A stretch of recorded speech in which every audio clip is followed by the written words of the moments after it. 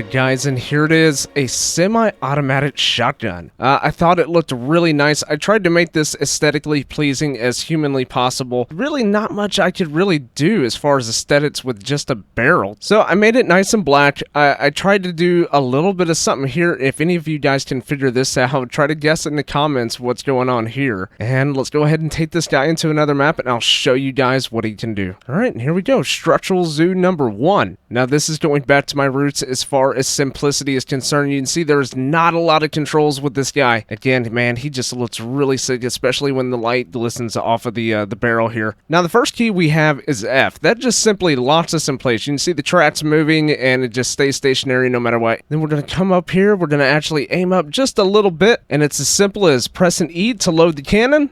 And you can see we have a lot of cool things going on. We got these little pipes that extend, showing that the thing is charging. We have the nice blue glow from the overpower drives. And we have this aiming laser that's shooting right on the tip of this spike, actually adding a really nice aiming reticle for the game. So if we actually zoom in on the back here, all we got to do is press Q and it fires. You can see the pipes go right back in. Let's do that again. Yeah, I think that's pretty nice. So that's one shot. So I actually got the cannons tuned to shoot 5 cannonballs a piece for a total of 30. So each shot with this guy is actually 30 cannonballs.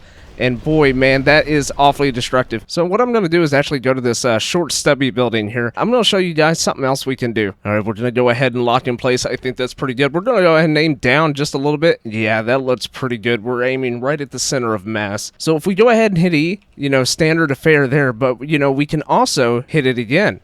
And hit it again. We'll just go ahead for a 4th time, and there's probably about 120-ish balls actually inside of the cannon right now. And if we go ahead and hit Q, let's see what we can do. And that's pretty wild, man. It just shot a clean hole through this guy. I think my favorite part about this is actually the little pipes up on top. You know, when they come in and out as it loads and fires. I think that was a really nice touch. I tried to actually add some of these overdrives to the side of the barrel as well to give it a little bit of flair, but it was actually interrupting some of the cannons. You can see we already have some stuck actually in the loading bay here. Now, I could shoot this building again. There's really not much point. Let's go ahead and go over here to a new one. You know what? I've never actually shot this thing point blank. You can see the magnets firing the cannonballs, causing a little bit of commotion on their own. All right, so we're locked in. I'm going to go ahead and aim up a little bit, and then we're just going to zoom out and hit Q. There we go.